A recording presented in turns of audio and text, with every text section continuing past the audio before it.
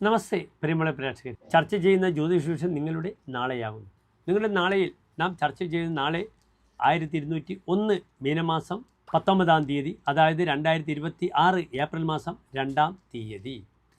നാളെ ഏപ്രിൽ 2-ാം തീയതി സൂര്യോദയം തൃശ്ശൂരിൽ കാലത്ത് 6:25 അസ്തമയം വൈകിട്ട് 6:32 നാളത്തെ രാഹുകാലം നിങ്ങൾക്കറിയാം. വ്യാഴാഴ്ച രാഹുകാലം ഉച്ചയ്ക്ക് 1:30 മുതൽ 3 മണി വരെയുള്ള സമയമാകുന്നു. ശുഭകാര്യങ്ങളൊന്നും തന്നെ നാം രാഹുകാലത്ത് അനുഷ്ഠിക്കാറില്ല.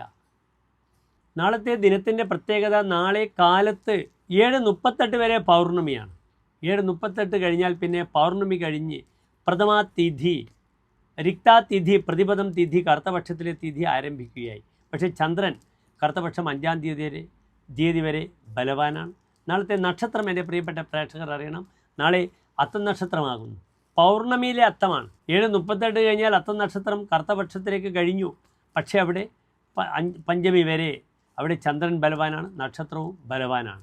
നാളെ അത്തം നക്ഷത്രത്തിൽ എൻ്റെ പ്രിയപ്പെട്ട പ്രേക്ഷകർക്ക് വ്യാഴാഴ്ച ചെയ്യുവാൻ പറ്റുന്നൊരു ശുഭമായ മുഹൂർത്തം കാലത്ത് 9:30 മുതൽ 10:30 വരെയുള്ള സമയമാകും. എല്ലാ കാര്യങ്ങളും കാലത്ത് ഈ ഒരു മണിക്കൂർ സമയം ചെയ്യുന്നത് നല്ല കാലഹോരയാണ്, ശുക്രൻ്റെ കാലഹോരയാണ്. എല്ലാ കാര്യങ്ങളും വളരെ അനുകൂലമായി വരാൻ ഈ സമയം വളരെ പര്യാപ്തമാണ്. അതിന് ഇടയിൽ ചെയ്യുന്ന കർമ്മങ്ങളൊക്കെ ചെയ്യുക. കാരണം പൗർണമിയുടെ ഒരു ബലം അവിടെ ഉണ്ട് എന്നറിയുക. നാളത്തെ വ്യാഴാഴ്ച അത്തം നക്ഷത്രമാകിയാൽ ദേവീക്ഷേത്ര ദർശനം വളരെ നല്ലതാണ്. കൃഷ്ണൻ്റെ ക്ഷേത്രത്തിൽ അവിടെ ദേവിയും ഉണ്ടാകാം. അവിടേക്ക് ചെയ്യുന്ന വഴിപാടുകൾ, ദേവിക്ക് വിളക്കുമാല, പായസം ഒക്കെ ചെയ്യുന്നതും, കൃഷ്ണന് തുളസിമാല, പാൽപ്പായസം വഴിപാടായി ചെയ്യുന്നതും വളരെ അനുകൂലമാണെന്നറിയുക. എല്ലാ പ്രിയപ്പെട്ട പ്രേക്ഷകർക്കും ശോഭനമായ നല്ലൊരു നാളെ പ്രാർത്ഥിക്കുന്നു. നന്ദി, നമസ്തേ.